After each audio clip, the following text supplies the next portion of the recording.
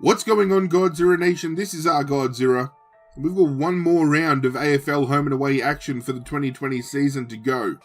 Who'd have thought, after the year we've had, we'd come to this moment? It's so sad. The finals are upon us. It's going to be a huge finish with a lot of teams still vying for that top 8 spot. I didn't think that at this point in time we'd still have a couple of teams clinging on to hope.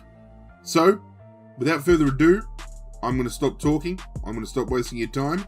Let's get into those tips.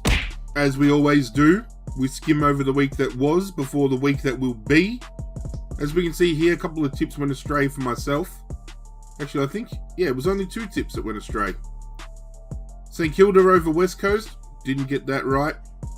GWS over Melbourne, I didn't get that right. But we got ticks all across the board for the rest of the round. 7 out of 9. There were 2 teams this week that got 8 out of 9, however. Benjamin A98, and I think it was Lucky Rower. Both of them got 8 out of 9. The best total amount tipped for round 17, so congratulations to the both of you. Matt Lamb, 24, 105 points. If we add the 6 points to my score, it takes myself to 102. If you're unfamiliar, there was a couple of weeks ago where I locked in my tips. The tips didn't count for whatever reason, but as a collective, you guys said for myself to take the 9 out of 9 that I tipped that week, so that's how I'm saying add 6 to my score. 102. I'm 3 tips behind Matt Lamb. At this point in time, I am the only person who can potentially chase Matt Lamb down. However, it's going to be very hard. So I think Matt Lamb, without getting ahead of myself, has locked in the win for this year's tips. Congratulations, sir. Barring a miracle, you have won the 2020 Footy Tipping competition. But let's lock in our tips this week and see whether we can't catch him. So the first round kicks off tomorrow night, Metricon Stadium. West Coast over North Melbourne quite comfortably. I'm going to say 33 points. They're going to try and lock in a top 4 finish. However, I don't think West Coast will finish in the top 4 because I'm going to be backing Geelong and Richmond in their respective games this week as well. I think the top 5 are all going to win this week. The 3 teams vying for the top 4 finish, Richmond, Geelong and West Coast, have incredibly soft draws. And I say soft draws in comparison to where the team that they're playing is situated on the ladder. But West Coast for me quite comfortably tomorrow night. At the Gabba on Friday night, we've got St Kilda taking on GWS. GWS must win this game and make up a little bit of percentage in order to knock out either the Bulldogs or St Kilda from the top 8. However, I don't think that's going to happen because I am going to back St Kilda in. St Kilda will be playing finals in 2020. That is a huge turnaround from where they were at last year. I think Brett Ratton has put his hand up for Coach of the Year. I know you normally give it to whoever finishes on top of the ladder, and Ken Hinkley probably will get that. But from where St Kilda was to where they are now, I think you need to give Ratton his due deserts, his credit, because he's taken this club a long way in a short amount of time. Saturday night, Metricon Stadium. We get the rematch of the game that we never had. Essendon taking on Melbourne. I'm going to back Melbourne. But however, Melbourne's heavy favourite, so I wouldn't be surprised if Essendon got up and won this game. Melbourne, another team that needs to win and potentially steal that top 8 finish from the Western Bulldogs. Will it be enough? We'll soon find out with the tips that I'm going to make.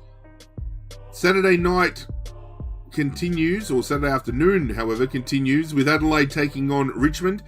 Richmond win. Richmond lock in a top 3 finish. I think, given the circumstances, very similar to the year we had last year. A lot of big name players out of the team throughout the year. We still found a way to press on. We still found a way to finish in the top 4.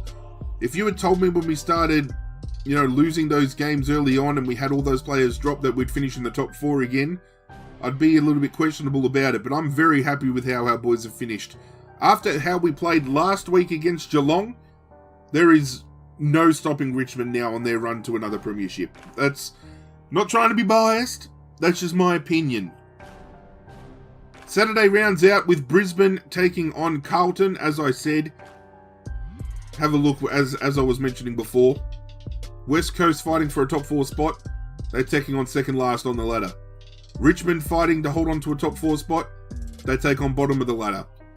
And then Brisbane taking on Carlton, who are a lot further up than the other teams, but still in respect to the rest of where everyone else is located, still sitting around the middle of the pack. Brisbane are going to comfortably win this game. They're going to lock in a top 2 finish.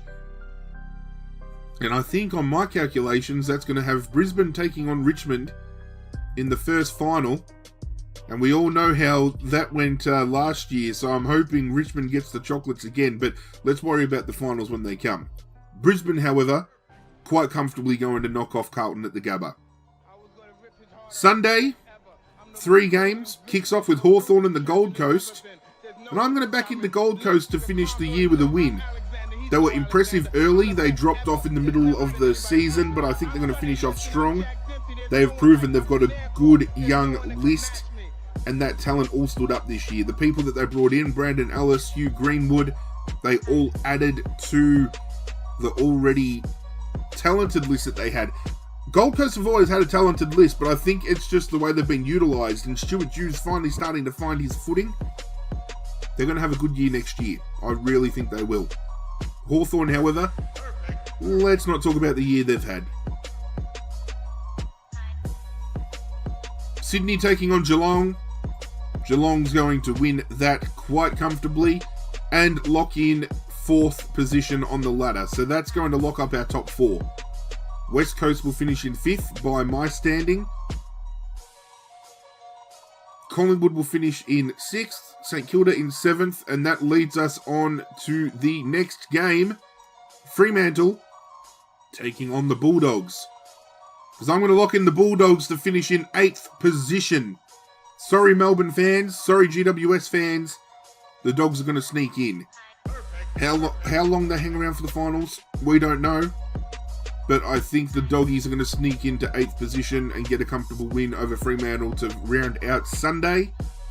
And then on Monday, potentially game of the round, Collingwood taking on Port Adelaide. And Port Adelaide now out of their comfort zone from home. They're going to the Gabba. Collingwood been playing some good football as of late. Do we tip an upset at the end of the round? Collingwood have their stars back in. Treloar back in. De Goey back in. I'd back Roughhead against Dixon in a contest. Let's go for an upset. Actually, we can't afford to go for an upset. We could afford to go for an upset. I'm locking in Port Adelaide. Just when you compare the two, Port Adelaide has been vastly superior. I've got a gut feeling Collingwood could get up and upset here. But I'm going to do the safe bet. I'm going to go with Port Adelaide. So having a look at my tips. West Coast, St Kilda, Melbourne, Richmond, Brisbane, Gold Coast, Geelong, the Bulldogs, and Port Adelaide. My certainty and upset of the round. Be sure to get your certainty and upsets in the comments below. My certainty of the round would have to be Richmond over Adelaide. My upset of the round, Carlton over Brisbane at the Gabba, is definitely a huge upset. Sydney over Geelong would be my other huge upset. Purely because it's not going to really change the balance there, because I don't think Richmond can pinch...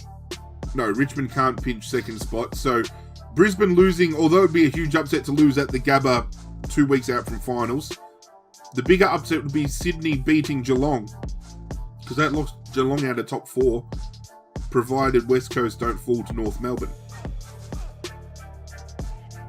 And then you've actually got Collingwood with a sneaky chance to get up if they both lose to take 4th spot as well. So there's a lot of shifting that can still go on with this final round of football. Thank you for joining me for another tipping video. I don't know whether you guys want to see me do tips for the finals. Some of you have suggested after this round during the bye week that I do a video looking over the top 8 teams, listing my pros and cons as to why I think that they can and can't win a premiership. Stumbling over my own words here. If that is something you'd like to see, let me know in the comments down below. I'm still working on putting my best 22 under 22 team together. My All-Australian team is going to be made as well. A lot of good football content coming. So if that's what you're here for, hit that subscribe button. If you haven't, make sure you ring that bell before you leave to get notified of what's going down. If you have been enjoying this content, hit that like button down below as well. Before we finish this video, I want to thank you all for getting involved with my tipping competition this year. It's been a hell of a year. We finished with 43 people. We're talking last year, I maybe had 15, 16 people involved, and we've gone and almost tripled our numbers. Seriously, cannot thank you guys enough. I will still be organising a prize for the winner, so if Matt Lamb does get up and still hold on, I will be getting in contact with him. Will we be getting the tipping competition up a little bit earlier next season to get more people involved? I hope all of you guys that are involved this year do jump on board next year. It'd be hugely appreciated if you did. But finals are upon us, ladies and gentlemen. I want you guys to do one thing as well in that section down below. Your certainty and your upset, as well as who you think is the favourite at this point in time to win the premiership, and who you think the dark horse team is to win. I think at the moment, the favourite would have to be Richmond, especially going off of our recent form. Even though Port Adelaide finished on top, you've got to go off how the teams have been travelling, and I think Richmond at their best is still the team to beat. The dark horse of the competition, I think, might be the Western Bulldogs coming in. I think the Bulldogs can do a little bit of damage. They've got a list to do it, and I think they can do it. My opinion, yours might be different. Let me know. But that's it from me, guys. I'm out of here, and as always, I will catch you guys next time.